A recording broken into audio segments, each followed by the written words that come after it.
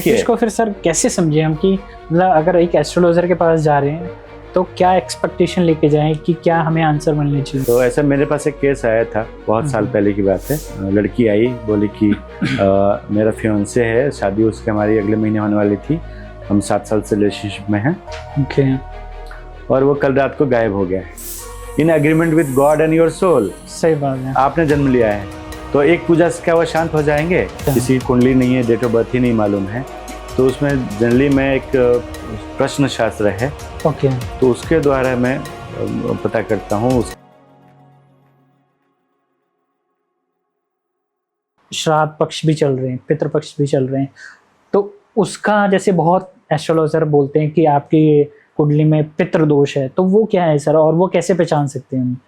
देखिए कैसे पहचान सकते हैं, उसके बहुत सारे कैलकुलेशंस हैं, बट मेनली जो सिंपलेस्ट है कॉमन में पहचान सकता है कि अगर सूर्य या चंद्र के साथ राहु या केतु या शनि का कनेक्शन बनता है। कनेक्शन बनने के बहुत सारे रीजन हो सकते हैं। उसमें से एक है कि साथ में हो, उसके अलावा ग्रह दृष्टि हो, राशि दृष्टि हो, कुछ और एंगल से कनेक्शन हो, नक्षत्र का कनेक्शन हो तो भी होता है। बट एट अ ग्लांस इतना तो बता सकते हैं कि कम से कम कोई ज्योतिषी आपको बोले कि पितृदोष है और राहु केतु से कनेक्शन नहीं बने सूर्य चंद्र का, तो नहीं हो सकता। ओके, तो ये मतलब एक अच्छा ज्योतिष है, अच्छा एस्ट्रोलॉजर ही बता सकता है कि पितृदोष है या नहीं है। तो सर जैसे पितृदोष अगर किसी की कुंडली में है या नहीं है, तो अगर सपोज किसी की कुंडली में पितृदोष नहीं है तो उसको भी पितरों के लिए कुछ करना चाहिए?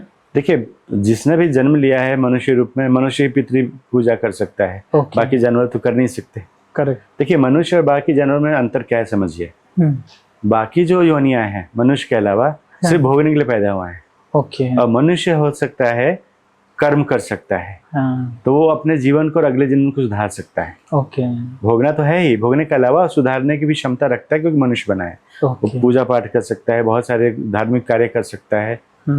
तो मनुष्य अपने आप को एनहांस कर सकता है, बाकी योनियां एनहांस नहीं करती।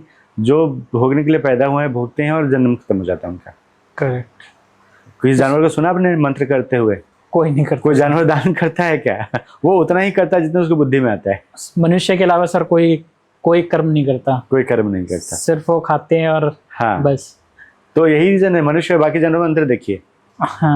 मनुष्य की बुद्धि सबसे ऊपर है, खड़े होके चलता है ना। सही बात। देन उधर नीचे है। और बाकी जननांग जो होते हैं सबसे नीचे है, मतलब that is the least important thing, जो सबसे नीचे है। करेक्ट। बाकी जानवरों में तीनों एक लाइन पे है, उनके तीनों इक्वल है। राइट। तो ईश्वर ने बना के भेजा है हमको अच्छे कर्म करने के लिए। कर्म करो। अच्छा कर्म तभी करोगे ना, क्या अच्छा है क्या बुरा है डिसाइड करोगे, तो बुद्धि डिसाइड करेगी। सही बात। बुद्धि को सही रखना बहुत जरूरी है। ज्ञान बुद्धि का कनेक्शन है, पेट भरना जरूरी है। That is next. तो कैसे पेट भरना है वो आपको डिसाइड करना पड़ेगा। अगर आप सही तरीके से अर्थोपार्जन नहीं करते, गलत तरीके से धन कमा रहे हो, तो आप पशु जैसे हो। तो क्या बुद्धि का यूज नहीं कर रहे कि मुझे कर्म करना है कि नहीं करना है? बिल्कुल सही बात है। और यही चीज जो तीसरे चीज के लिए भी लागू होती है। अगर मनुष्य रह के भी आप मनुष्य नहीं है, अगर इन तीनों चीजों का उपयोग सही से नहीं करते, तो कहाँ करना है कहाँ नहीं करना है। सही बात है। तो आजकल की जो जनरेशन है, यूथ है, उनको समझना चाहिए कि सिर्फ जन्म लेके आप कुछ गलत कार्य कर रहे हो तो वो नहीं करें। गलत सही समझना पड़ेगा आपको, समझना पड़ेगा क्या गलत है। बिल्कुल सही बात है। उसके लिए तो बुद्धि को सही जगह पे होना पड़ेगा, बुद्धि को सही जगह से केंद्रित करना पड़ेगा, ज्ञान अर्जन करना पड़ेगा जी। और ज्ञान से बुक से नहीं मिलता है, ज्ञान संस्कारों से भी मिलता है। बिल्कुल। और ज्ञान स्वाध्याय से भी मिलता है, स्वाध्याय स्वाध्ययन से भी मिलता है। बिल्कुल। तो सर पितरों के लिए फिर क्या करें हम, मतलब अगर नॉर्मल किसी को पितृदोष नहीं भी है फिर भी हमें क्या करना चाहिए? प्रत्येक व्यक्ति को पितृपक्ष अभी चल रहा है, जो 15 दिन का पीरियड होता है। हाँ जी। इसमें पितरों को याद किया जाता है। और जिसमें पितरों जिनको आप जानते हैं, उनकी जो तिथि आप जानते हैं, स्वर्गवास की तिथि क्या थी, उस तिथि को स्पेशली उनके लिए अलग से पूजा कर सकते हैं, पंडित जी बुला कर सकते हैं। या फिर मैं तो मेरे पास PDF डॉक्यूमेंट भी है, मैं मेरे क्लाइंट्स को दे देता हूँ।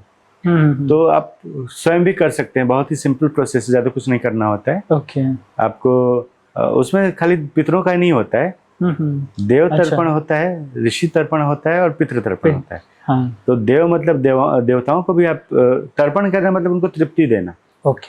तो देवताओं को भी तृप्ति दीजिए, ऋषियों को दीजिए। ये ज्ञान सब ऋषियों का है।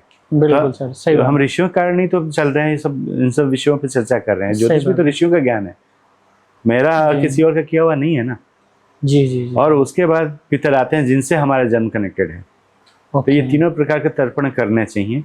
धीरे धीरे इन सब का नॉलेज चला गया है। मैंने देखा है गुरुजी भी कई बार पूजा कराते हैं शॉर्टकट में 2-4, क्योंकि उनको 10 जगह जाना होता है। साल भर तो कोई पूछता नहीं है। तर्पण के टाइम बुलाता है तो 10 घर में जाना होता है, शॉर्टकट करते हैं। तो अच्छे से करवाइए, किसी गुरुजी को अच्छे से दक्षिणा दीजिए, बोलिए आप 1 घंटा देख के करिए बढ़िया से। गुरुजी गलती नहीं है, दक्षिणा देंगे तो क्यों नहीं 1 घंटे में करेंगे। आप 51 रुपीज टिका देंगे तो गुरुजी को भी तो भाई पेट भरना है कि नहीं। सही बात है। तो बातें यहाँ से कनेक्ट होती है। कोई एक जिम्मेदार नहीं है इन सब चीजों के लिए। और नहीं तो स्वयं से करिए, शांति से बैठ के 1 घंटा देख के। अच्छा, स्वयं भी कर सकते हैं, सिंपल प्रोसेस है, स्वयं कर सकते हैं आप। ओके। तो किसी को अगर पितृ तर्पण के लिए कुछ जानकारी चाहिए तो सर से ज़रूर कनेक्ट करना, है ना। आपको डिस्क्रिप्शन में सर की डिटेल मिल जाएगी, कैसे पितृ तर्पण करना चाहिए, तो सर आपको पूरी इन्फॉर्मेशन दे देंगे। तो सर पितृ क्यों महत्वपूर्ण है इसलिए? देखिए, पितृ इसलिए महत्वपूर्ण है कि उनका डीएनए हमारे अंदर है, उनके जीन्स हमारे अंदर है। ओके। तो जहाँ कहीं भी हैं, स्वर्गवास के बाद भी कहीं भी हमसे कनेक्टेड तो होते ही हैं। अच्छा। और उनकी हमारे से कुछ अपेक्षा नहीं होती है, उनकी अपेक्षा यही होती है कि हम उन्हें याद करें। ओके। तो तर्पण द्वारा हम वही प्रार्थना करते हैं कि जहाँ भी जिस जर्नी पे गए हैं वो एक जर्नी है, इस दुनिया के बाहर की जर्नी है, तो वहाँ पे वो जर्नी उनकी अच्छी हो और हम उनको याद करें तो उनको प्रसन्नता होती है जी कि हमारा जो वंश का आगे का व्यक्ति है मुझे याद कर रहा है, और वो आशीर्वाद देते हैं। और कई बार ऐसा भी होता है, हाँ, जहाँ पितृदोष की बात करिए एक चीज और, पितृदोष मतलब किनके कुंडली में होता है, जिनके पितरों में से किसी का अंतिम संस्कार बढ़िया से नहीं हुआ होता है। ओके। तो जहाँ पितृदोष है तो या तो कोई बहुत ही स्ट्रांग डिजायर लेके उनकी मृत्यु हो गई, जब मृत्यु से पहले कुछ बताना चाहते थे अपने लोगों को बता नहीं पाए, या फिर कहीं होता है ना पहले जमाने में युद्ध वगैरह हुआ करता था, महामारी हो गई, कहीं जा रहे थे एक्सीडेंट हो गया, मृत्यु हो गई, घर तक पहुंच ही नहीं पाए और अंतिम संस्कार नहीं हुआ ठीक से। जनरली उनके घरों में ऐसे दिखता है। अब आजकल और भी लोगों को दिखने लगा है, लोग, क्योंकि ये भी सुना है मैंने आजकल कि अपने जो संस्कार जो होते हैं अंतिम संस्कार, वो भी लोगों ने शॉर्टकट में करना शुरू कर दिया। टाइम नहीं है, अमेरिका में बैठा है, आया 3 दिन में निपटा के चला गया। तो फिर इन लोगों के नेक्स्ट जनरेशन में पितृदोष आएगा। ओके।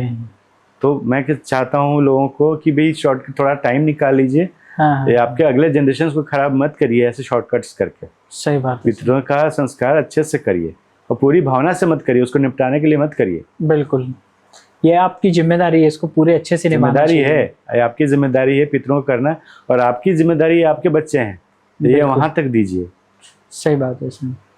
अब बहुत सारी चीजें हैं, अब जैसे आप जानते होंगे, गोत्र एक शब्द सुना होगा आपने। गोत्र होता है। आज की डेट में बहुत लोगों को गोत्र मालूम नहीं है, बहुत किसी को मालूम ही नहीं है आजकल।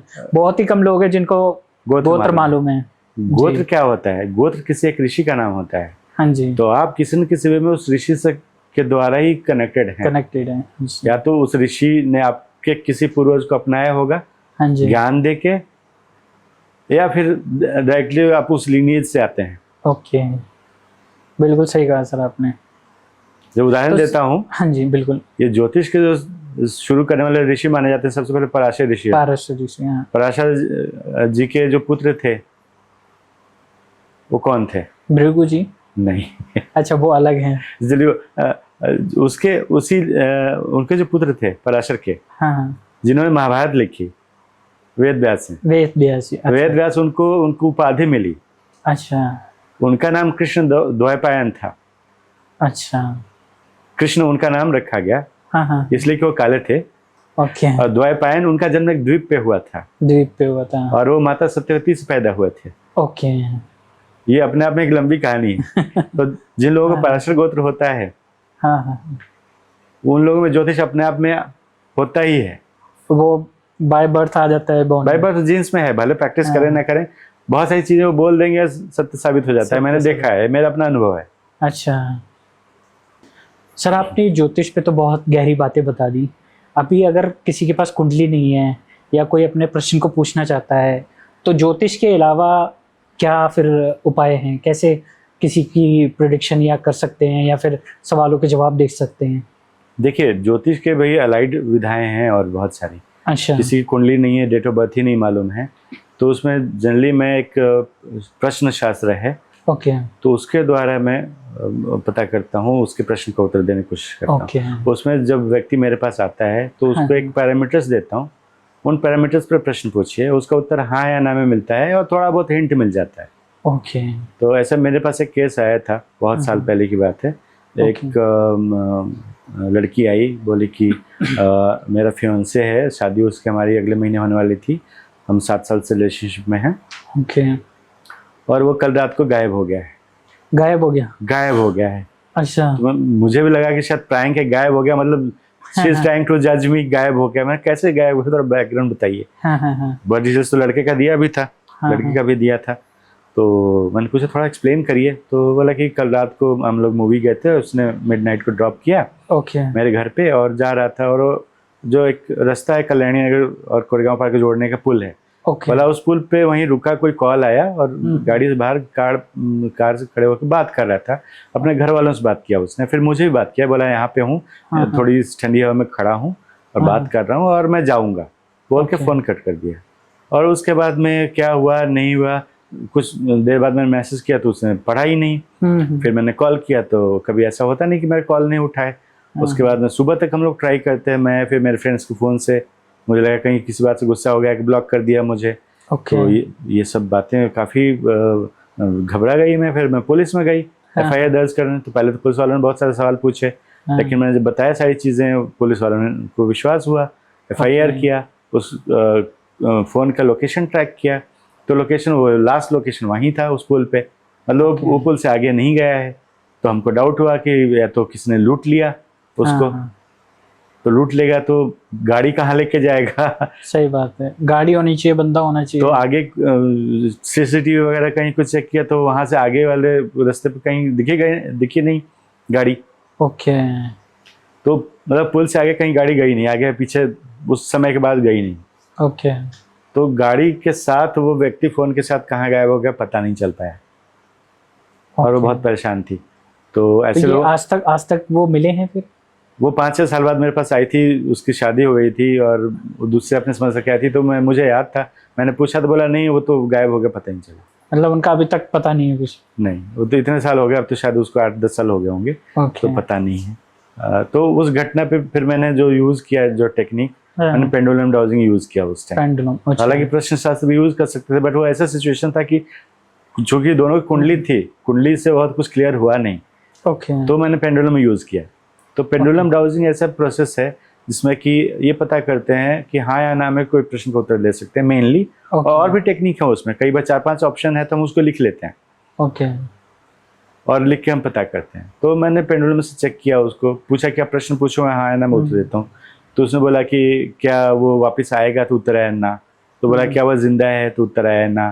तो क्या उसकी लाश हमको मिलेगी, तो उत्तर है कि ना। तो आज 10 साल तक तो उसकी लाश नहीं मिली है। और सब कुछ कर लिया, ना फोन मिला, ना गाड़ी मिली, ना वो मिला। तो सर ये तो बहुत ज्यादा हॉरर स्टोरी है। ये तो मैंने पेंडुलम की बात करी। तो बहुत जगह पेंडुलम यूज करते हैं और बहुत जगह प्रश्न कुंडली यूज करते हैं। ओके। तो मैंने एक एग्जांपल बनाया हुआ है, सबको मैं पहले समझाता हूँ पूछने से पहले। और इस टेक्निक पे एक दिन में एक ही प्रश्न पूछ सकते हैं। अच्छा। और मैंने बनाया हुआ है कहानी की, एक लड्डू आपके पास है। लड्डू? हाँ। तो ये नहीं पूछना कि इस लड्डू का क्या करूँ मैं। आप पूछो लड्डू, क्या मैं लड्डू खा लूँ, क्या मैं लड्डू पड़ोसी दे दूं, क्या मैं लड्डू कल खाऊं, क्या मैं लड्डू आज खाऊं, मैं क्या लड्डू नहीं खाऊं। तो इसका उत्तर हाँ या ना में मेनली मिलेगा। ओके। बट एक दिन एक ही लॉजिकल प्रश्न ईश्वर को याद करके पूछिए, क्योंकि आप सही प्रश्न पूछे बिना ईश्वर की इच्छा के वो भी संभव नहीं है। सही बात है। और ये नहीं कि प्रश्न आपने गलत पूछ दिया जल्दी में, मैं बोल रहा हूँ जल्दीबाजी मत करो, ईश्वर को याद करो, ऐसा प्रश्न पूछो कि आपकी समस्या हल हो जाए। करेक्ट। अब इसका मैं एक उदाहरण देता हूँ। मेरे पास एक पुरानी क्लाइंट थी, वो लंबी स्टोरी है, उसको मैं शॉर्टकट करता हूँ। ओके। उनका ब्रेकअप हुआ था। हाँ। तो मेरे पास आई कि अरे वो कब आएगा ना, कब आएगा, it is very tough to tell. अगर एग्जैक्टली अब जाना है तो आएगा नहीं आएगा, आप इस लड्डू वाले पैरामीटर को सोच समझाइए, आप प्रश्न पूछो जी। तो बहुत सोच के उसने प्रश्न पूछा, will he ever come back in my life. बोला अरे इतना सोच के आपने एवर मतलब आंसर आया हाँ। तो हाँ तो आंसर है, एवर मतलब, लेकिन ये भी मीनिंग हो सकता है कब आएगा, कब टाइम आपकी पीरियड शादी नहीं हो है। जाएगी, आपके ग्रैंड चिल्ड्रन के साथ पार्क में घूम रहे हो, तो तभी अपने ग्रैंड चिल्ड्रन के साथ घूमता हुआ आएगा, hi I wanted to meet you. सही बात है। She is Indian, she in some other country, I will not tell her name और समथिंग फॉर हर प्राइवेसी। तो मैंने बोला क्वेश्चन पूरा एकदम सटीक होना चाहिए। सटीक, तो मैंने सब समझाया था, फिर भी नहीं पूछ पाई। तो मैंने बोला ये कल प्रश्न पूछिएगा फिर दूसरा दोबारा। ओके। तो नहीं पूछा। 15-20 दिन बाद she came back to me, she booked another session. Okay.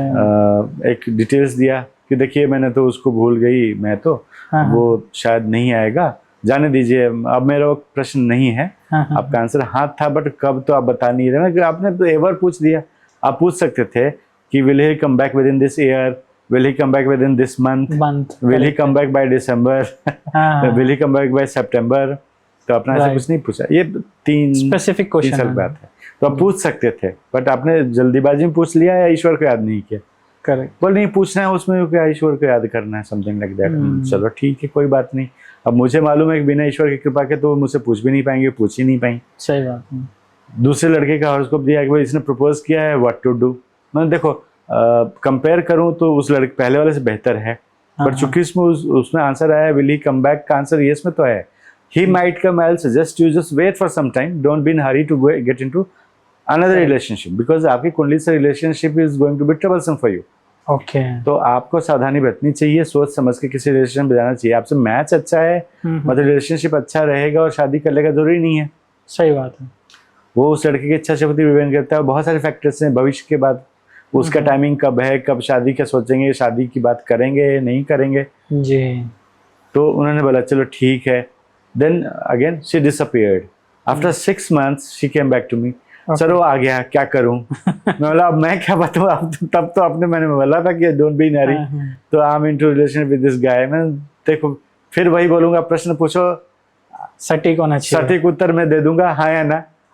अब या तो पूछ लो कि क्या मैं इसको ब्रेकअप कर लूं, क्या उसको मना कर दूं। क्योंकि कई बार कुछ चीजें ओवरलैपिंग, इतने सारे ऑप्शंस होते हैं, बहुत सारे फैक्टर्स होते हैं, एग्जैक्टली डिसीजन देना मुश्किल होता है just based on the horoscope and planets. Correct. पहला जिसे ब्रेकअप हुआ था उससे बहुत अच्छा मैच नहीं था, दूसरा लड़का है बहुत अच्छा मैच है, लेकिन किसके साथ शादी होगी it's very difficult to tell. इतने सारे फैक्टर्स हैं, तो ऐसे कंडीशन में हम प्रश्न कुंडली का उपयोग करते हैं। तो अगर वो फिर मैं बाद में देखूंगी, she never turn back to me. तो लेकिन अगर मेरे पास आती तो मैं बोलता कि आप एक क्वेश्चन पूछो। तो इसमें यहाँ पे ये क्वेश्चन भी हो सकता था सर कि मैं इस लड़के से शादी करूं या इस लड़के से। आप पूछ सकती है, मान लो पहला वाला एक्स है और नया वाला रिलेशनशिप है, नया रिलेशनशिप वाई है, बोल सकती है क्या मैं वाई से शादी करूं, क्या वाई से शादी करना एक्स से करने से बेहतर होगा। हाँ, वो दो प्रश्न एक ही में आप घुसा सकते हैं, राइट। Clear cut question. और नहीं तो क्या एक्स को भूल जाना अच्छा रहेगा। सही बात है। तो हाँ या ना उत्तर आएगा। तो ये पेंडुलम डाउजिंग से आप नहीं, ये प्रश्न कुंडली से। अच्छा, प्रश्न कुंडली। पेंडुलम डाउजिंग का उपयोग कई जगह किया जाता है जहाँ प्रश्न कुंडली भी कई बार कंफ्यूजन आंसर देती है, बंदा प्रश्न नहीं पूछ पा रहा है। अब ईश्वर में विश्वास नहीं, मैं नहीं करता विश्वास, मैं नहीं पूछ पाऊंगा। बहुत बार लोग नहीं पूछ पाते। मैंने देखा है 4-4, 5-5 दिन टाइम दिया, अलग अलग सेशन बुक किया, पूछना चाहते हैं कुछ और बोलेंगे नहीं ये पूछना नहीं था, मेरे मुंह से ये कैसे निकल गया। ऐसे भी होता है। ईश्वर ने आपको उत्तर नहीं देना है तो आप सही प्रश्न नहीं पूछ पाएंगे। करेक्ट। तो पेंडुलम डाउजिंग वहाँ हम यूज करते हैं, वो इसके रूल्स थोड़े से फ्लेक्सिबल हैं और बहुत सारे ऑप्शन उसमें होते हैं। जैसे मेरे पास एक लड़का आया था, he was trying to test, तो उसने बोला कि अच्छा मेरी 5 गर्लफ्रेंड है, इसमें से किसका शादी होगी। तो 5 का नाम लिख दिया और 6 लिखा नन ऑफ दिस। पेंडुलम से रखा और जो एक प्रोसेस होता है, तो पेंडुलम ने बताया नन ऑफ दिस। तो मैंने बोला 7वें के नाम तुमने बताया नहीं। या हो सकता है इनमें से किसी से नहीं करो, किसी और से करो। करेक्ट। तो ही वाज सरप्राइज्ड, नहीं तो किससे होगी, मुझे नाम थोड़ी दिख रहा है उसका किससे होगी। See this is an indication, मैं त्रिकालदर्शी नहीं हूँ, मूवी दिख रही है बैकवर्ड फॉरवर्ड करके देख रहा हूँ, it's a technique. Correct. Sir आपने ये बहुत सही कहा कि मतलब ज्योतिष को लोग ना ऐसे समझने लग जाते हैं, एस्ट्रोलॉजी को, कि ये बिल्कुल सटीक होगा और ये होना ही चाहिए। सटीक होना ही चाहिए अगर आप सही प्रोसेस अडॉप्ट करते हो तो, और सही एक्सपेक्टेशन रखते हो तो। ओके। ये तो किसी भी प्रोफेशन के बारे में लागू होता है। अब डॉक्टर के पास जाते हो और बोलते हो कि मैं ओलंपिक जीतना चाहता हूँ, ऐसी दवाई दे दो कि ओलंपिक जीत जाऊं। हो पाएगा क्या? बिल्कुल पॉसिबल नहीं। हो सकता है आप जीत जाओ, उसके लिए आप शायद दवाई भी लेनी पड़े, फिट भी होना पड़े आपको, लेकिन प्रैक्टिस भी करनी पड़ेगी कि नहीं उस लेवल की। प्रैक्टिस करनी है, एडमिशन लेना है, बहुत सारी चीजें हैं। तो हो सकता है ज्योतिष से भी कुछ चीजें प्राप्त हो जाएं, लेकिन मेहनत तो आपको करनी पड़ेगी। अच्छा मैं बोलूँ ये मंत्र रोज 1 लाख बार करो, प्रैक्टिकली पॉसिबल नहीं है करना। सारी चीज छोड़ के दिन भर मंत्र करते रहोगे तो उसकी पावर्स मिलेगी, बट क्या करोगे, उतना कर ही नहीं पाओगे आप। तो प्रैक्टिकल नहीं है ना। प्रैक्टिकल ऐसा होता है कि जो आपके हॉरोस्कोप से क्या आपको मिलने वाला है वो पैरामीटर पता है। अच्छा, तो मतलब ज्योतिष को फिर सर कैसे समझे हम कि मतलब अगर एक एस्ट्रोलॉजर के पास जा रहे हैं तो क्या एक्सपेक्टेशन लेके जाएं कि क्या हमें आंसर मिलने चाहिए? देखिए एक मैं उदाहरण से मैं समझाता हूँ जी। सबसे पहले तो आपकी जो समस्या है उस समस्या को क्लियर कट एक्सप्लेन करें। ओके। ज्योतिष को बैकग्राउंड पूछे और उसके हिसाब से वो आधारित कैलकुलेशंस करेगा और वो बताएगा। और प्रैक्टिकल हो जाए। जैसे एग्जांपल देता हूँ, ज्योतिष क्या है? पुणे से बॉम्बे का रास्ता फिक्स है, वो आपका हॉरोस्कोप है, रास्ता फिक्स है। उसमें जर्नी अलग अलग हो सकती है। ओके। पुणे से बॉम्बे पैदल चल के भी जा सकते हैं आप, साइकिल से भी जा सकते हैं। हाँ राइट। जर्नी अलग अलग होगी। बाइक पे जा सकते हैं, कार में जा सकते हैं, हेलीकॉप्टर में जा सकते हैं, लेकिन हर एक के लिए अफोर्डेबिलिटी अलग अलग होगी। करेक्ट। तो आपकी कुंडली आपकी जर्नी है, कुंडली आपका रास्ता है। अच्छा, उस जर्नी को आपके कर्म के हिसाब से और रेमेडीज के आधार से आप डिफाइन कर सकते हैं। ओके। लेकिन आप पुणे टू बॉम्बे जा रहे हो, बोलो सर मैं चेन्नई में बैठ के चाय पीना चाहता हूँ बॉम्बे टू पुणे रूट पे, पी पाओगे क्या? वो तो अलग ही हो गया बिल्कुल, क्योंकि वो आपके रास्ते पे है ही नहीं ना। सही बात, पॉइंट। करेक्ट। इसी तरीके से आपको अंबानी जितना पैसा नहीं कमाना है, आप बोलो नहीं जी अंबानी जैसा पैसा कमाऊंगा, ऐसा कुछ कर दो तो नहीं कर सकता। में योग ही नहीं है, क्योंकि योग नहीं है। राइट। क्योंकि आजकल बहुत सारे एस्ट्रोलॉजर सर ऑनलाइन आके पॉडकास्ट पे या बहुत सारे इंस्टाग्राम पे भी लोग बोलते हैं कि सर कुछ ऐसा उपाय बता दो कि रातों रात अमीर हो जाऊं, बट वो सर सिर्फ नाम के उपाय हैं। वो देखिए कहने को कोई कुछ भी करने के लिए फ्री है। चाइना में तो है नहीं, इंडिया में तो कोई भी कुछ किसी को बोल सकता है। सही बात है। लोग तो प्राइम मिनिस्टर को भी गाली दे देते हैं। बिल्कुल। तो किसी का जबान कोई रोक नहीं सकता। लेकिन जहां हम बात करते हैं लॉजिक की बात करते हैं, तो कभी भी कोई रेमेडी आपकी कुंडली के बेस्ड होती है, कस्टमाइज्ड। जनरल रेमेडी पे ये प्राप्त कर लेंगे वैसा 99% चांस है कि नहीं होता है। हाँ कुछ मंत्र ऐसे हैं जो जेनरिक मंत्र है, करने से बेनिफिट मिलेगा आपको, बट नॉट ए स्पेसिफिक चीज मिल पाएगी। अगर आप मेरे पास आते हैं आपकी कुंडली लेके कि भाई मेरा करियर ठीक नहीं चल रहा है, तो मैं करियर के लिए अलग मंत्र दूंगा। सही बात है। अगर आप बोलेंगे मैं धन की समस्या चल रही है, काम तो मेहनत करता हूँ नहीं मिल रहा है, तो धन के लिए अलग मंत्र दूंगा। वो कस्टमाइज आपके लग्न कुंडली में कौन सा ग्रह धन को रिप्रेजेंट करता है उसको, बाकी लग्न कुंडली के अलावा 16 प्रकार की कुंडलियां होती हैं। अच्छा। जिनको षोडश वर्ग कुंडली कहते हैं। लग्न कुंडली के बेस पे बनता है। 16 प्रकार की 16 कुंडलियां बनती, 16 प्रकार नहीं 16 बनती है। ओके। ये मेन है, बनती सैकड़ों है। अच्छा। तो 16 मेन, अगर कोई कुंडली बनवाएंगे कहीं सॉफ्टवेयर में भी, तो आपको मेन लग्न कुंडली रहेगी। हाँ। उसके नीचे नवमांश कुंडली रहेगी, उसके नीचे चलित कुंडली रहेगी। अगर हाँ। इसमें अगर जाऊं तो बहुत टाइम लगेगा। हाँ। तो वो मैथमेटिकल कैलकुलेशन के बेसिस पे है। ओके। और षोडश वर्ग कुंडली रहती है, इसमें 16 कुंडलियां होती हैं। तो उसमें वही 12 घर होते हैं, लेकिन कैलकुलेशन अलग होता है। ओके। तो अलग अलग चीजों के लिए अलग अलग चीजें देखते हैं। अच्छा। अगर मुझे आपका करियर देखना है, तो आपका लग्न कुंडली के साथ साथ मैं उसको कोरिलेट करूंगा आपके दशमांश कुंडली से। ओके। उसके बिना मैं करियर आपको सही बता ही नहीं सकता। अच्छा सर, ये तो आपने मतलब एक मिथ को क्लियर कर दिया। मिथ नहीं है, बहुत कॉमन चीज है। सर लोग किसी को लेकिन पता ही नहीं है। सब लोग लगन देखते और कहते हैं आप तो ये होंगे, लेकिन तो वो ज्योतिष नहीं देखते। वो वो ज्योतिष नहीं देखते। ज्योतिष का एबीसी मालूम है, वो में भी बेसिक जानते हैं, उसके आधार पे थोड़ा तुक्का मारते हैं। क्योंकि बहुत सारे ऐसे मैंने वीडियोस देखे हैं जिसमें बताते हैं कि वो सिर्फ लगन कुंडली को देख के बताते हैं कि आपके दूसरे घर में ये ग्रह है, चौथे घर में ये ग्रह है, या ये चौथा घर इस चीज के लिए है, 5वां घर इस चीज के लिए। बेस तो वही है। ओके। इसलिए लगन का करेक्ट होना जरूरी है। बस टाइमिंग इसलिए हम लेते हैं। बहुत लोग डेट ऑफ बर्थ देते हैं, सर कुंडली बना दो, टाइम आप बता दो। मैं कैसे बता दूं भाई? आपकी दादी माँ से पूछो, नानी माँ से पूछो, दादाजी से पूछो, पिताजी से पूछो कि टाइम। टाइम में प्रेडिक्ट नहीं कर सकता आपका। तो सर ये टाइम, अगर जैसे किसी ने टाइम बता दिया, बट मैंने ऐसा सुना है कि स्टेट भी करेक्ट होना जरूरी है। हाँ, देखिए लोकेशन और टाइम के आधार पर वो लग्न फिक्स होता है। जैसे मैं आपको बताया ना, लग्न कुंडली होती है, तो लग्न को हर एक रफली 2 घंटे में बदलता है। ओके। 12 राशि है तो 12 लग्न होगा 24 घंटे में, हर रफली 2 घंटे। कोई लग्न थोड़ा बहुत कम ज्यादा हो सकता है, 2 घंटे रफली में लग्न बदल जाएगा। तो मान लीजिए आज लग्न बदल रहा है 12 बजे, आपने बोला मेरा जन्म 12 के आसपास है, तो ज्यादा डिफिकल्ट हो जाएगी फिक्स करने के लिए। सही बात। कि 11:55 में जन्म हुआ था कि 12:05 में हुआ था। नहीं, जैसे स्टेट वाइज भी होता है, स्टेट वाइज लोकेशन वाइज बदलेगा, उसमें कुछ डिग्रीज थोड़ा बहुत बदलता है, तो 5-7 मिनट का आगे पीछे बदल जाया करता है उसमें। ओके। मान लीजिए आज मान लो आपका नक्षत्र अनुराधा नक्षत्र है आपका, ओके, तो पुणे में अनुराधा नक्षत्र मान लीजिए दोपहर में 12:25 तक रहेगा, वही मुंबई में 12:35 तक रह सकता है, दिल्ली में 12:24 तक रहेगा। ओके, तो वो नक्षत्र चेंज हो जाते हैं। तो नक्षत्र बदलता है, कुछ और ग्रह बदलते हैं, कुछ राशियां भी बदलती हैं। तो नक्षत्र भी सर इम्पोर्टेंट होते हैं? हर एक चीज इम्पोर्टेंट होती है, बिना इम्पोर्टेंट तो कुछ है ही नहीं। नक्षत्र तो ज्यादा इम्पोर्टेंट है, और उसको कोई देखता ही नहीं आज की डेट में। ओके। जैसे मैं जहां से शुरुआत की थी वहां से मैं थोड़ा सा फिर से एक बार रिवाइज करना चाहूंगा। मैंने बताया था ये पूरा जो स्काई है 360 डिग्री है, उसमें 12 राशियां हैं। बिल्कुल। तो 30-30 डिग्री की एक राशि हुई। ठीक है। अब नक्षत्र 27 हैं। 27 है, राइट। 27 नक्षत्र के हर एक के चरण कहलाते हैं, 4 चरण होते हैं। 4, तो 27 × 4, तो हर एक नक्षत्र का एक चरण कितना हुआ?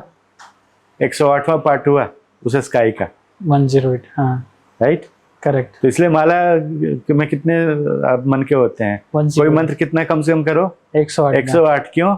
हर एक नक्षत्र के हर एक चरण पे एक मंत्र जा रहा है आपका। दैट्स व्हाई कई लोग बोलते मिनिमम कितना मंत्र करो, मिनिमम। मैं बोलता हूँ मिनिमम 12 करो। 12 राशियां हैं, हर एक राशि में एक मंत्र दे रहे हो आपकी कुंडली को, पावर दे रहे हो। बट आइडियल 108 क्यों होता है? 27 नक्षत्र हैं आपकी कुंडली में, हर एक कुंडली में वही है ना, हर एक कुंडली क्या है? स्काई है ना। करेक्ट। तो 12 राशियां हैं और 108 नक्षत्र के चरण हो गए, 27 × 4। हाँ, तो हर एक राशि में कितने चरण पड़े? 9 पड़े, 9 हो गए। हर एक राशि में 9 चरण पड़े ना।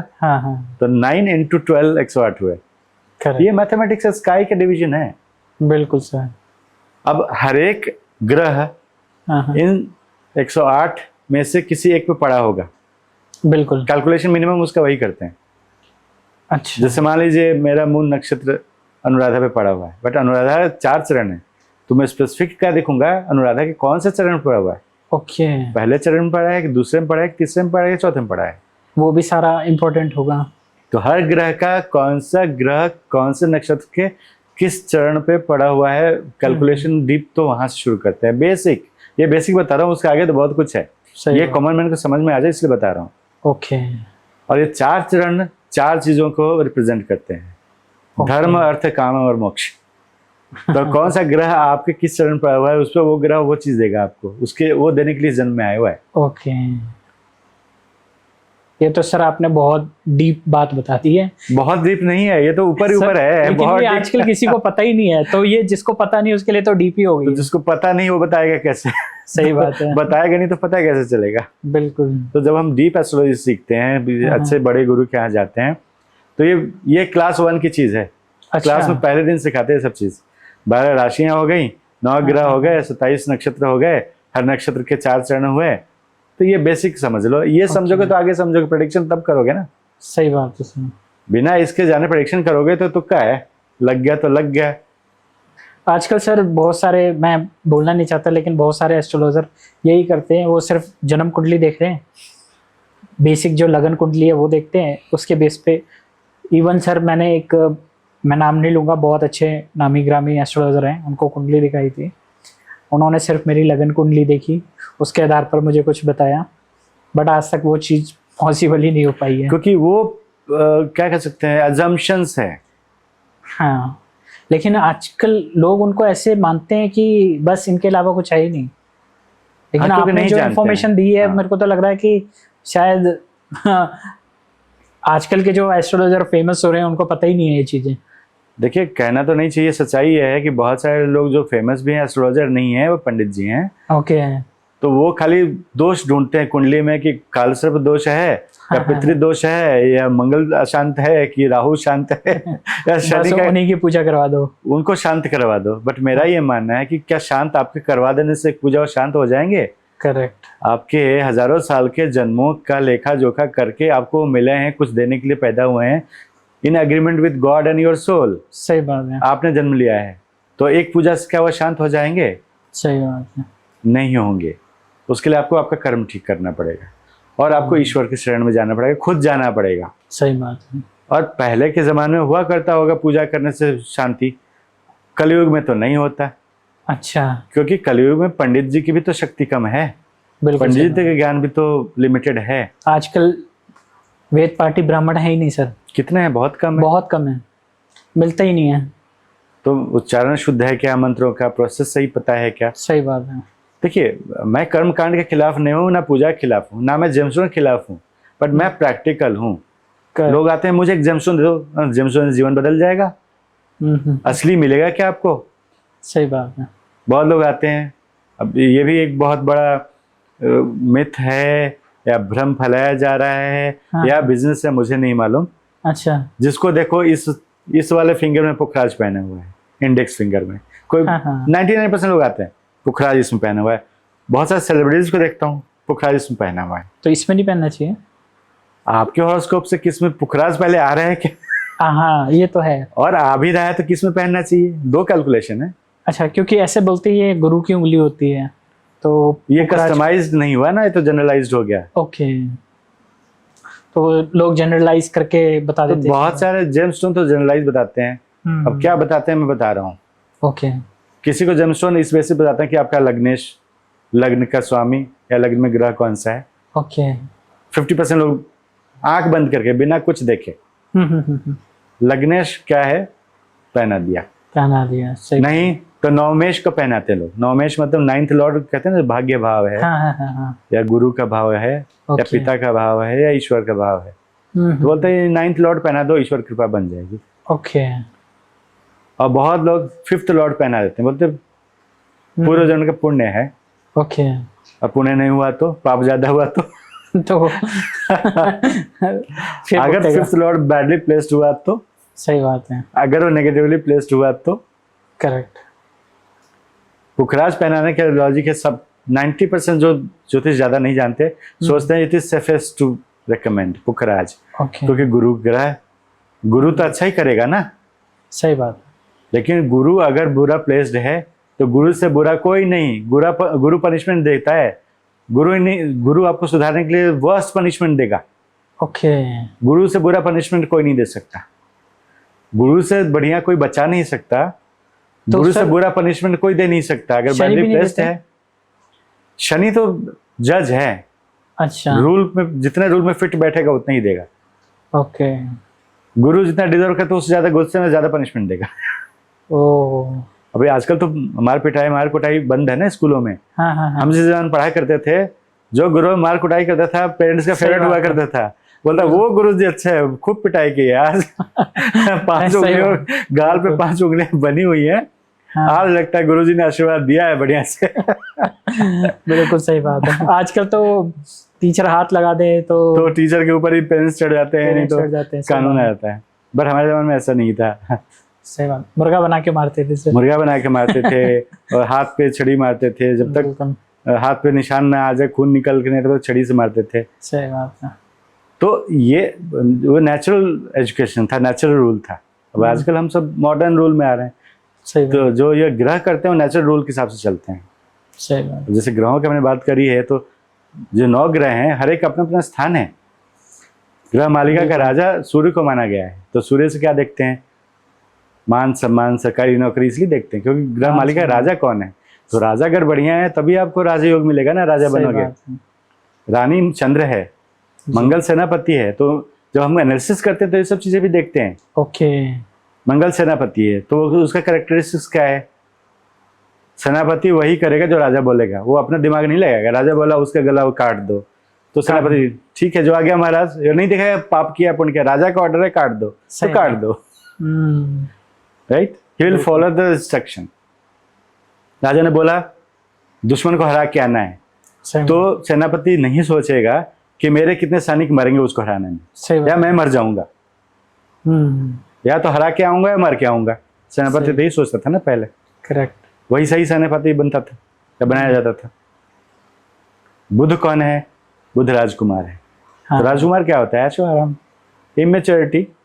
इमेच्योरिटी, सही बात है सर। तो बुद्ध ग्रह से वो देखा जाता है। हाँ। गुरु ग्रह कौन है? वो राजगुरु जो बैठे रहते थे, भगवान रामचंद्र जी के लिए वशिष्ठ गुरु थे। हाँ। वो जब राजा को कंफ्यूजन होता है तो उनसे पूछेगा क्या करें। करेक्ट, आपके ज्ञान से बताइए कि क्या निर्णय मुझे लेना चाहिए। Adviser, adviser. तो गुरु एडवाइजर होते हैं बेसिकली, क्योंकि ज्ञान होता है। शुक्र पटरानी होती है। अच्छा। हाँ, एक रानी नहीं होती ना, बहुत सारी रानी होती हैं। हाँ हाँ हाँ, तो पटरानी भी होती हैं। ओके। शनि नौकर, सर्वेंट होते हैं। ओके। चाय पानी पिलाते थे। तो शनि उनसे हम देखते हैं जो मेहनत का काम करे, फिजिकल काम करे और झुक के काम करे, कर्म फलता था। और राहु फिर वो चीटर, चोर। चोर है। अब हर राज्य में एक चोरी तो होती थी ना। सही बात है। तो इस तरीके से बहुत सारे एंगल्स होते हैं। मैंने एक एक बताया। हर एक ग्रह के हंड्रेड्स नहीं थाउजेंड्स कारकत्व कहलाता है ये कारकत्व। हाँ, उनका क्या इम्पैक्ट आता है, क्या इफेक्ट होता है, क्या रिप्रेजेंट करते हैं। तो हर एक ग्रह के हजारों होते हैं। ओके। तो जब एनालिसिस करते हैं तो कई लोग देखते ही बता दो, कैसे बता दूं? सूर्य इस जगह पे है, कितने ग्रहों के इफेक्ट में है, तो क्या देगा? कम से कम मेरे दिमाग में कम से कम हंड्रेड्स ऑफ आइडियाज आते हैं। सही बात है, क्योंकि उसकी दृष्टि भी कहीं पे पड़ रही है, किस राशि में कहीं पे पड़ रही है, किसकी पड़ रही है। सही बात है। और भी बहुत सारी चीजें कुंडली में, ऊंच क्या होता है, नीच क्या होता है, शत्रु घर में है, मित्र घर में है, सम मित्र ग्रह भी एक होता है कि मित्र सम है, मित्र तो नहीं है, मित्र जैसा मान रहा है। ओके, ठीक है। डिग्री भी काम आती है फिर, कितने डिग्री का है। तो अच्छा, इसमें सर ग्रहों की अवस्था भी होती है, वृद्ध अवस्था में है। अवस्था डिग्री के ऊपर होती है। ओके, वही नहीं, कारक भी होता है। जो ग्रह हाईएस्ट डिग्री पे होता है वो आत्म कारक कहलाता है। Okay, that is the soul purpose of your life. Okay, वो भी देखा जाता है। जो ग्रह सबसे लो डिग्री पे होता है उससे पत्नी और धन देखते हैं। अच्छा, अब इसमें लो हाई का कुछ मीनिंग नहीं है, ये ऋषि बोल के गए, इसलिए हम उसको ऐसे कैलकुलेट करते हैं और ऐसे इंटरप्रेट करते हैं और बताते हैं। और ये तो कोई बहुत कम लोग देखते हैं। जो 8 कारक देखते हैं ना। अच्छा, 9 ग्रहों में हम केतु को नहीं लेते, कारक में 8 ही ग्रह लेते हैं। 7 शारीरिक ग्रह और 8वां राहु। ओके, केतु को कारकत्व में नहीं लिया जाता जब हम कारक देखते हैं।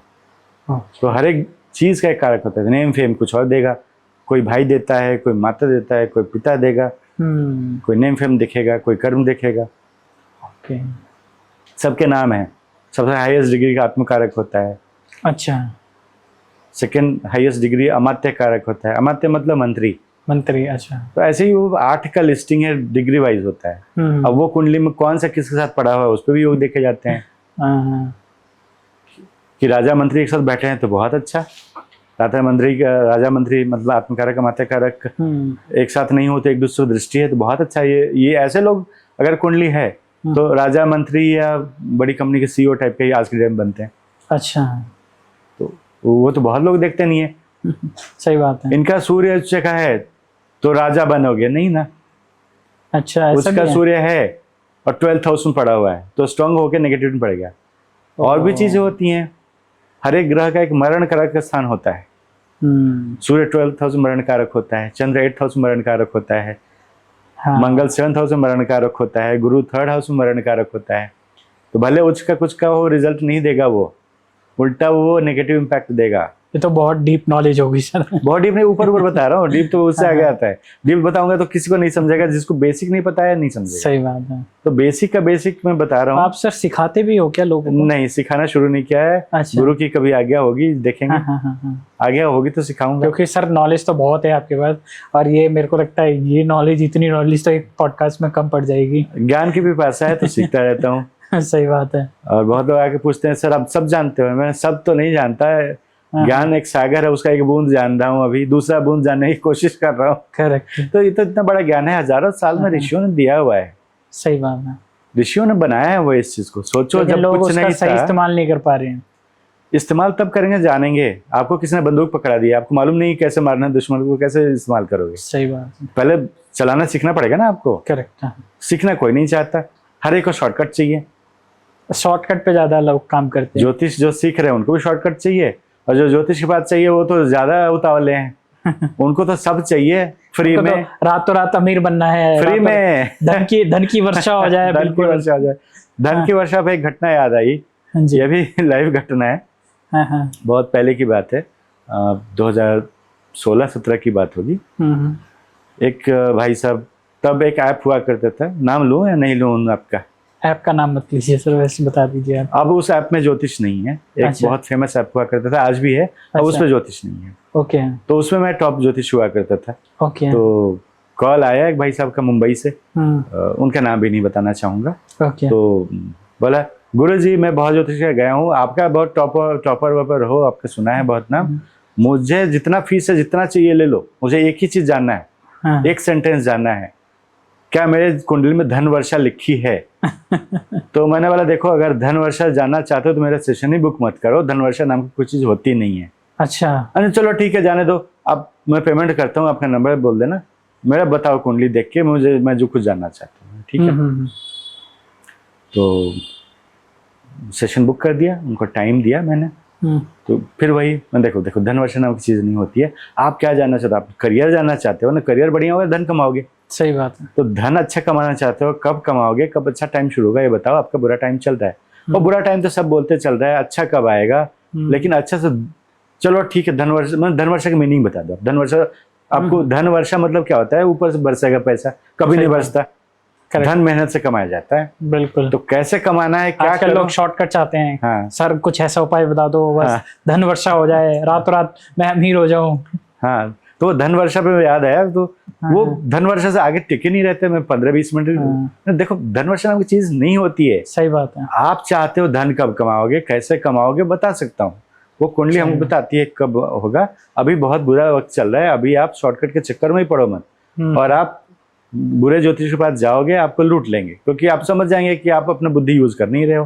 करेक्ट। जो बुद्धि नहीं यूज करता है उसको ठगना आसान होता है, ठगे जाओगे आप। सही बात है। तो बोला नहीं, वो सब छोड़ो, आप बताओ मैं मर्सिडीज में किस दिन बैठूंगा। हाँ, ये बोलो। तो मर्सिडीज के लिए देखिए, कुंडली तो आपकी नहीं लग रही, इतनी बड़ी गाड़ी आपकी कुंडली में है। ओके। मैं एक दिन आपको मर्सिडीज में बैठ के फोन करूंगा, करके फोन कट कर दिया। तो मुझे लगा एथिकली सही नहीं है कि मेरा सेशन लिया। बट मैंने टाइम तो दिया था, तो जितना फीस दिया था 1 रुपए रख के मैंने बाकी उनको रिटर्न कर दिया। ओके। वो नंबर मैंने एक स्पेशल नाम से सेव कर लिया। 5 साल बाद उनका फोन आया, बोला आपका गूगल से नंबर मिला है, कंसल्टेशन बुक करना है। देखिए, उससे पहले एक प्रश्न मैं पूछना चाहूंगा, सही उत्तर मिलेगा तो सेशन बुक करना, तो नहीं तो नहीं। बोला क्या? मैंने बोला अभी आप मर्सिडीज में बैठ के बात कर रहे हैं या नहीं कर रहे? अगर नहीं तो मैं सेशन बुक नहीं करूंगा। फोन कट कर दिया उन्होंने। सही बात है।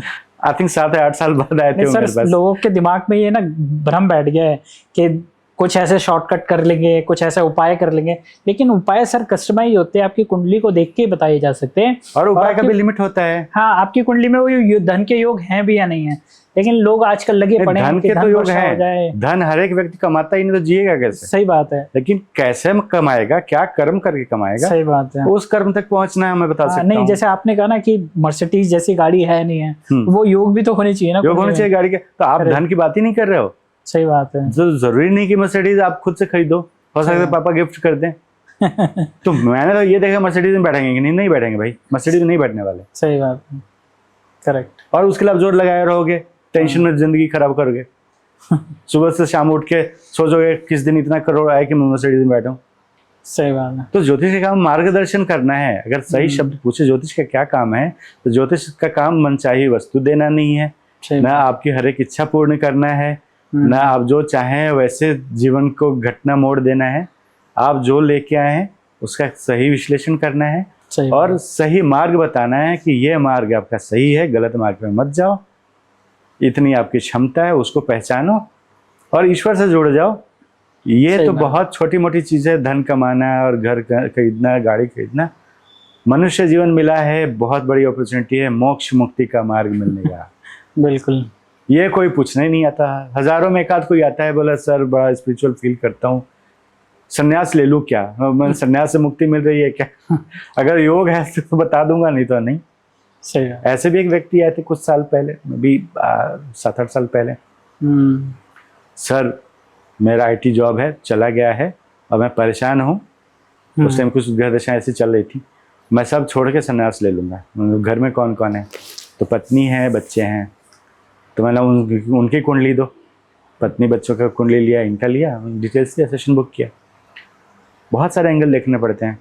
संन्यास आप लेंगे तो आपका घर से वियोग होना है, आपके बच्चों का पिता से वियोग होना है, आपकी पत्नी का पति से वियोग होना है। ओके। ये 4 एंगल नहीं है, किसी एक के साथ भी नहीं है, तो शायद it is difficult to get sannyas. Correct. तो मैंने बोला भाई ये आपका नया नया जोश है, संन्यास वन्यास मत लो, थोड़ा बुरा टाइम चल रहा है, कुछ मंत्र दिया, दूसरा जॉब देख लो, मिल जाएगा जॉब, पैसा मिलेगा तो शांत हो जाओगे। पैसे की दिक्कत है इसलिए संन्यास सोच रहे हो। बिल्कुल सही कहा। तो सोचूंगा, बोला। करीब 6 महीने बाद आया, बोला गुरुजी सही बोला था, मैं घर छोड़ के गया था, वापस घूम के आ गया, जॉब नया मिल गया, अच्छा जॉब मिल गया। सही बात। सर आपने बहुत सारी चीज़ें बताई, तो अभी सर जैसे रेमेडीज़ की बात करें हम, तो रेमेडीज़ क्या और कैसे करनी चाहिए फिर? रेमेडीज़ का मतलब क्या होता है? ट्रीटमेंट। अगर कॉमन मैंने भाषा में डॉक्टर के पास जाए तो डॉक्टर क्या रेमेडी देता है? दवाइयाँ देता है, कुछ दवाइयाँ देता है, तो गोली देगा, इंजेक्शन देगा, सलाइन देगा, नहीं तो ऑपरेशन बता देगा। हाँ। अभी आज की डेट में ज्योतिषी महोदय लोग हमारे क्या करते हैं, सीधा ऑपरेशन पे आते हैं, क्योंकि मजा तो उसी में है। गोली देके तो कुछ मिलता नहीं है। जेमस्टोन नहीं, शांति पूजा। शांति पूजा, काल सर्प करवा लो 51,000 21,000। ओके। नहीं तो मंगल शांति करवा लो, न तो शनि शांति करवा लो, नहीं तो राहु शांति करवा लो।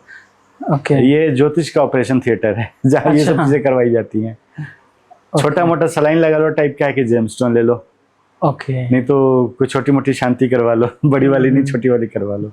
ये सही कहा आपने सर, क्योंकि आजकल पूजाएं अगर किसी ऐसे एस्ट्रोलॉजर के पास जाओ जो बहुत नामी है, तो पूजा इतनी महंगी बता देता है कि आपको 50,000 लग जाएंगे, 1 लाख लग जाएगा। जो ऑलरेडी जो बंदा परेशानी में है, वो इतनी महंगी पूजा कैसे करा सकता है सर? मैं भी वही सोचता हूँ। तो मैंने भी जब ज्योतिष प्रैक्टिस करना शुरू किया था, सीखा था, तो भाई हम जो भी सीखते हैं अपने गुरुओं से भी सीखते हैं और आसपास में क्या चल रहा है जी। तो मैं भी कई जगह ज्योतिषों के गया, मैं खुद क्लाइंट बन के गया कि मैं ज्योतिष प्रैक्टिस करना चाहता हूँ, अब बताइए।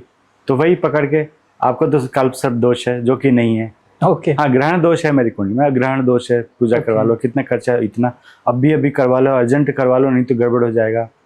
तो मैं सोचता हूँ करके, मैं टाल के मैं समझने के लिए जाता था। भाई देखो, आप स्टडी करोगे मार्केट कैसे चलता है, तभी तो आप बढ़िया काम कर पाओगे, कौन क्या कैसे करता है। सही बात है। तो जब प्रैक्टिस करने शुरू से पहले मैंने डिसाइड कर लिया कि ये 2-3 चीज़ें तो मैं नहीं करूँगा। मैं कोई पूजा रिकमेंड नहीं करूँगा। मैं कोई जेमस्टोन, कोई लॉकेट, कोई ताबीज, कोई रत्न, कुछ भी बेचूंगा नहीं। ओके। इसका रीज़न है कि मेरा कर्म है वो ब्राह्मण वर्ण का कर्म है। मेरी राशि भी ब्राह्मण वर्ण की है। तो मैं फिर ज्ञान बांटूंगा। सही बात है। वैश्य कर्म है बेचना, तो कुछ नहीं बेचूंगा। करेक्ट। तो मैं इस प्रिंसिपल के साथ ज्योतिष का प्रैक्टिस शुरू किया। तो मेरी जो रेमेडीज होती हैं उसमें आपका 1 रुपये खर्चा नहीं होता। ओके। तो ऐसे रेमेडीज क्या होती हैं? ग्रहों के रेमेडीज, सपोज सन के लिए रेमेडी देनी है तो मैं सजेस्ट करूंगा रोज सूर्य भगवान को अर्घ्य दो। मैं सूर्य मंत्र दे दूंगा। ओके। अर्घ्य देते समय आप उस जल में थोड़े सूखी मिर्ची, लाल सूखी मिर्च के बीज डाल दें। अच्छा। डिपेंड करता है, अगर that is going to work. Okay. 1 रुपये खर्चा नहीं होता आपका। सही बात है। सारी चीजें घर में अवेलेबल हैं। घर में अवेलेबल हैं। रोज नहाते हैं आप? हाँ। अगर नहीं नहाते तो नहाना शुरू कर दीजिए, नहीं तो मूड खराब हो जाएगा। अच्छा। ठीक है। तो कई लोग हैं ना कि मैं जल्दी होती है ऑफिस जाने की, तो सुबह से उठ के ब्रश बिना किए मैं नाश्ता कर लेता हूँ और फिर नहाने जब जाता हूँ तो ब्रश करके नहा लेता हूँ। ऐसे भी लोग हैं। ओके। आप सन, मून, मंगल सब एक साथ, शनि वनी सब खराब कर रहे हैं एक साथ। मतलब अगर खा के नहाते हो तो रूटीन आप ट्रेडिशनल नहीं फॉलो करते हो। ओके। खा के नहाना तो आयुर्वेद के हिसाब से भी अच्छा नहीं है। सही बात। ठीक है। तो चलिए थोड़ा सा हम इसको आगे बढ़ते हैं। सन अगर अच्छा करना है आपकी कुंडली में तो अर्घ्य देने के अलावा आप पिता की सेवा कर सकते हैं। ओके। मून ठीक करना है तो माता की सेवा कर सकते हैं। हाँ जी। आप पानी बचा सकते हैं। हाँ। अगर इसको इंक्रीज करना तो अगर इनका दान करना है, अगर इनकी पावर घटानी है, अच्छा, ऐसी जगह पड़े हुए हैं जहाँ पावर घटानी है तो आप इनका दान कर सकते हैं। अच्छा। तो हर ग्रह की रेमेडी ऐसी आएगी, बढ़ाना है कि घटाना है। ओके। और ये कुंडली से ही पता चल पाएगा कि बढ़ाना है घटाना है। तो इसलिए आपने पूछा रेमेडी बता दीजिए तो मैं कैसे जनरली रेमेडी देता हूँ वो आपकी कुंडली से पता चलेगा बढ़ाना है कि घटाना है। सही बात है। तो रेमेडी के कई सारे एंगल होते हैं। ओके। ग्रह के पावर के घटाने के लिए कुछ एक्शंस कर सकते हैं। हाँ। कुछ चीज कुछ बढ़ाने के कर सकते हैं या घटाने कर सकते हैं। ओके। बढ़ाना है तो जनरली हम कुछ रेमेडी बोलेंगे, पूजा कर लो, ये कर लो, जप कर लो। घटाना है तो उस चीज का, उस ग्रह से संबंधित दान बोल सकते हैं, दान कर दो। फिर ग्रह कौन से कहाँ पड़े उसके हिसाब से कहाँ दान करना है, नदी में बहा देना है, ओके, या मंदिर में दान करना है, या गरीब को देना है। ये भी चीजें होती है सर। हाँ, गड्ढा खोद के गाड़ देना। अच्छा। ये रेमेडी के अंदर आता है। ओके। क्योंकि दान का मतलब तो मुझे ऐसा लगता था कि कहीं पे भी दान कर दो। नहीं, अलग अलग प्रकार के दान होते हैं। ओके। वही नहीं, अब किस रंग का किस चीज से तिलक लगाओगे, that also matters a lot. Okay. तो ये भी एक रेमेडी होती है। हाँ। ओके। अगर गुरु ग्रह की शक्ति बढ़ानी है तो आप हल्दी का तिलक लगाइए। पीला रंग लगाए कोई मतलब नहीं होता। तिलक लगाना अपने आप में एक रिचुअल है। ओके। और यहाँ पे बता दूं, तिलक लगाने के तरीके होते हैं। अच्छा। अगर आप किसी देवता को तिलक लगाते हैं तो कनिष्ठा, सॉरी, अनामिका उंगली से। ओके। ये अनामिका, राइट, इससे लगाएंगे देवता को। खुद को लगाना है तो मिडिल फिंगर। ओके। और किसी को लगाना है तो तिलक अंगूठे से। किसी से किसी को नहीं लगाते। करेक्ट। एंड किस चीज से किस ग्रह को ठीक करने के लगाते हैं वो भी चीज है। जैसे गुरु ग्रह ठीक करना है तो हल्दी का लगाइए, सूर्य ग्रह ठीक करना है तो केसर का लगाइए। अब आजकल जो मार्केट में केसर अश्वगंध मिलता है वो केसर ही नहीं है उसमें। हाँ। एक्चुअल केसर को आप भिगोइए पानी में, और जब वो थोड़ा रंग से आ जाए वो लगाइए, वो केसर तिलक है। ओके। वो केमिकल केसर पाउडर होता है येलो कलर का, that is of no use. लाल रंग से लगाना है ना, तो आप हल्दी में थोड़ा नींबू निचोड़ दीजिए, लाल रंग बन जाएगा। अच्छा। काली माता की उपासना के लिए काली मंत्र करते हैं तो वो लगाइए। ओके। तो उसका मीनिंग है। और मंत्र से, हर तिलक मंत्र से लगाया जाता है। सिर्फ तिलक शो ऑफ करने के लिए, कलर दिखाने के लिए नहीं किया जाता। उसका ग्रहों से, मंत्र से कनेक्शन करना है। ओके। आपने देखा होगा इस्कॉन वाले कृष्ण भक्त होते हैं, करेक्ट, सफेद चंदन लगाते हैं, व्हाइट लगाते हैं। हाँ, राइट, व्हाइट चंदन। कुछ लोग हल्दी लगाते हैं तो पीला लगाते हैं। केसर मतलब असली केसर लगाते हैं। जो सही जानता है ज्योतिष वो एक्चुअल चीज से लगाएगा, वो कलर नहीं लगाएगा। राइट। और किस उंगली से लगाएगा और किस मंत्र से लगाएगा, ये सब कस्टमाइज्ड हॉरोस्कोप से होता है। ओके। तो इसके लिए कुंडली दिखाना पड़ेगा, बिना कुंडली कौन सा तिलक लगाना है, कैसे लगाना है। बिना कुंडली ये सब रेमेडीज में आते हैं। हाँ। तो आप तो कौन सा तिलक लगाऊं बताने के लिए मेरे पास नहीं आओगे ना। आप तो समस्या लेके आओगे। तो मैं बता रहा हूँ, रेमेडीज में ये सब चीजें बताई जाती हैं। जरूरी नहीं कि हर एक को मैं तिलक लगाना ही बता दूं। सही बात है। इसके अलावा और भी बहुत सारी चीजें होती है। जेमस्टोन, हाँ, जेमस्टोन में सजेशन बहुत कम करता हूँ, उनको ही करता हूँ जो पूछते हैं। क्योंकि जेमस्टोन मार्केट में जितना मिलता है नकली मिलता है। 99% तो नकली मिलता है, असली कम मिलता है। असली जो मिलेगा इतना कॉस्टली होता है कि आप अफोर्ड नहीं कर पाओगे, कॉमन मैन अफोर्ड नहीं कर पाएगा। सही कहा। बट अगर सही जेमस्टोन, अगर कैपेसिटी है, सही जगह से लें तो it can change your life. Okay. तो सर कुछ ऐसा रिकमेंडेशन है? वो हॉरोस्कोप के ऊपर डिपेंड करता है। ओके। और कौन सा जेमस्टोन किस उंगली में पहनना है, मेरे गुरु द्वारा बताया जो फॉर्मूला है मैं बस सजेस्ट करता हूँ। अब मेरा देखिए, अगर दिखा पाए आप कैमरे पे, तो मैंने टोपाज गुरु के लिए पहना है राइट हैंड रिंग फिंगर में। ओके। और मैंने राहु का गोमेद पहना हुआ है शनि वाली उंगली में, मिडिल फिंगर में। ये मेरे हॉरोस्कोप से कस्टमाइज्ड है। ओके। तो टोपाज या पुखराज गुरु का होता है, इसमें नहीं पहना है मैंने। ओके। ये कुंडली से पता चल सकता है? ये कुंडली से तब तो पता चल जब आपको फॉर्मूला पता हो। सही बात। फॉर्मूला तब पता होगा जब आपको अच्छे गुरु मिले हों। करेक्ट। अब तो कम आदमी कोई भी कल को ये पॉडकास्ट सुन के डालना शुरू कर दे उल्टा सीधा, तो नुकसान करेगा। प्लीज ना करो भाई ऐसा। सही बोलेगा, अच्छा उस गुरु जी ने पहना हुआ था राइट हैंड में पुखराज या टोपाज, तो मैं भी पहन लूं। नहीं, ऐसा नहीं होता। उसकी सही जानकारी होनी चाहिए। उसकी जानकारी होनी चाहिए। पहले तो टोपाज पुखराज सूट कर रहा है कि नहीं आपको, आपका हॉरोस्कोप पे, एंड देन किस फिंगर में। सही बात। ये दोनों ही इक्वली इंपॉर्टेंट है। बिल्कुल। बहुत सारे मेरे जान पहचान के मित्र लोग बोलते हैं अरे यार वो जो पास कराज वो किसमें इसमें पहनते, ज्योतिषी को खुद गलत पहना है, ऐसा भी बोलते हैं। भैया वो काफी लंबी कहानी है, नहीं समझ पाओगे। सही बात है सर, बिल्कुल।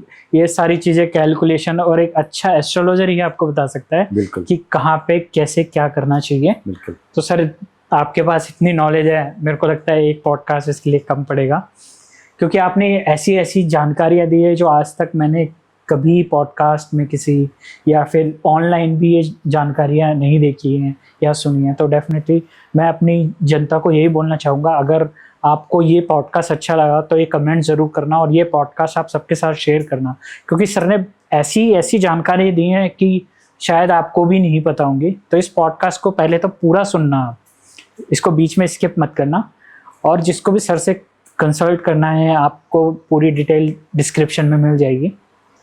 सर आप फाइनल वर्ड क्या कहना चाहेंगे? देखिए मैं ज्योतिषी इसलिए बना क्योंकि ईश्वर ने मुझे बनाने के लिए भेजा था। मेरा और ईश्वर के बीच का एग्रीमेंट था कि इस जन्म में ज्योतिष का काम करोगे। बिल्कुल। तो ना चाहते हुए बिना प्लानिंग के इसमें आ गया। तो मेरी कोशिश यही रहती है, मेरा 100% प्रयास यही रहता है कि जितना ज़्यादा हो सके मैं ज्ञान हासिल करूं। ज्ञान हासिल करूंगा तभी तो लोगों को मैं बता पाऊंगा ज्योतिष। करेक्ट। तो अभी भी मैं सीख रहा हूँ, 10 साल से सीख रहा हूँ और अगले कई सालों तक सीखता रहूँगा, शायद अगले जन्म में भी सीखता रहूँगा। बिल्कुल सर। और सीख के सबको मैं ज्योतिष के माध्यम से भला करता रहूँगा। और खैर पैसा तो लेना पड़ेगा, खाने के लिए ज़रूरी है। बिल्कुल सर। बहुत लोग आते हैं मेरे पास कि नहीं मेरे पास पैसा नहीं है, कर दो।